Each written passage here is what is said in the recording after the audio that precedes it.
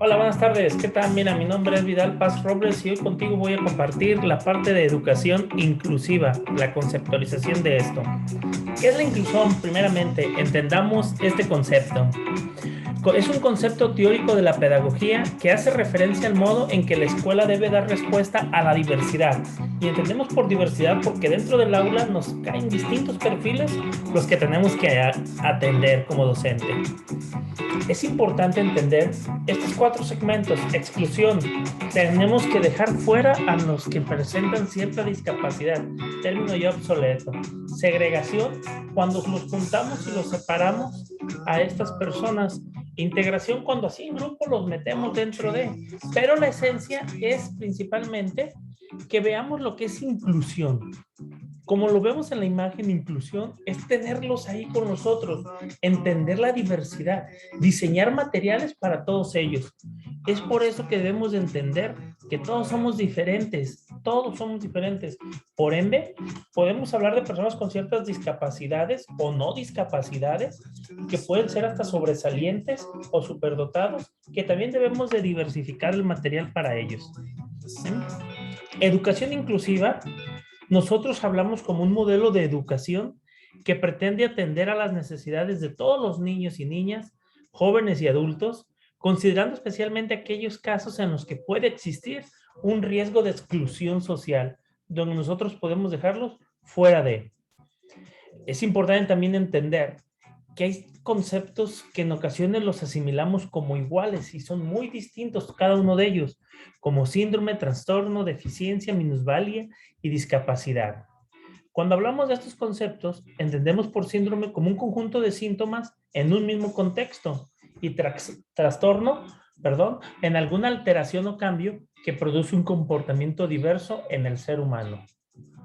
Entendemos como deficiencia la carencia de alguna característica respecto a un parámetro común. Minusvalía, alteración mental o física en el cuerpo humano que da una apreciación menor o un valor mínimo a una parte del cuerpo. Y discapacidad, la falta de una capacidad mental o física para llevar a cabo la realización de una actividad o tarea. Hoy en día tenemos bastantes necesidades educativas especiales y se considera una de estas como cuando un alumno o alumna manifiesta requiere que durante su periodo de escolaridad o a lo largo de toda ella requiere determinados apoyos o atenciones para generar un aprendizaje significativo en su enseñanza. Tenemos que entender que la diversidad hoy en día está presente, que tenemos que hablar de espacios interactivos, de entender cómo aprenden hoy en día, que el proceso debe ser centrado en el estudiante y entendiendo al estudiante como diverso, diverso en el aspecto de que pueden tener bastantes aspectos. Se deben desarrollar materiales personalizados y sobre todo incluirlos, hacerlo participativo, que tengan una participación activa. Hay unas buenas prácticas en el aula incluyente de acuerdo a la discapacidad o diferencia que muestren los estudiantes. Más que discapacidad, diversidad la llamaré. En la cuestión auditiva está el lenguaje de señas y ahí tenemos que entender que el lenguaje de señas es distinto a cada país, para que tengamos esto claro. La discapacidad visual podemos apoyarnos mucho con el sistema Braille.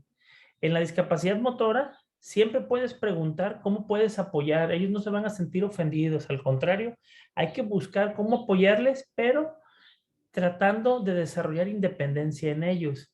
La discapacidad psicosocial, esto es bien importante. Nosotros los mismos en la sociedad establecemos barreras que debemos de eliminar. Estereotipamos, los estigmatizamos y ya los vemos con cierta diferencia y nosotros mismos ponemos barreras. Hay que eliminar esas barreras.